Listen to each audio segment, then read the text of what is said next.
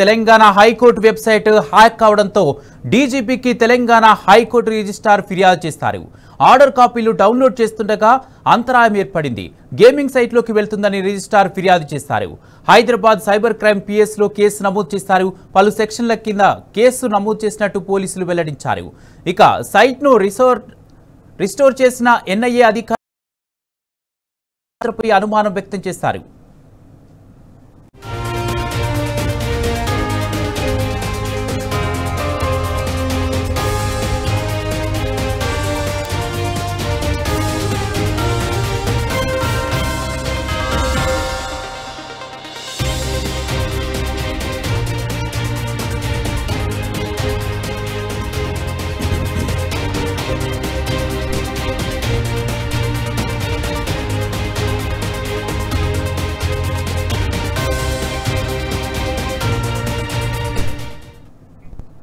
Telangana high court website hack కావడంతో డీజీపీకి Telangana high court registrar ఫిర్యాదు చేశారు. ఆర్డర్ కాపీలు డౌన్లోడ్ చేస్తుండగా అంతరాయం ఏర్పడింది. గేమింగ్ సైట్లోకి వెళ్తుందని రిజిస్ట్రార్ ఫిర్యాదు చేశారు.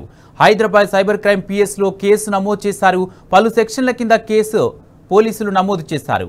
సైట్ను రిస్టోర్ చేసిన ఎన్ఐసి అధికారులు విదేశీ గేమింగ్ యాప్ల పాత్రపై అనుమానం వ్యక్తం చేశారు.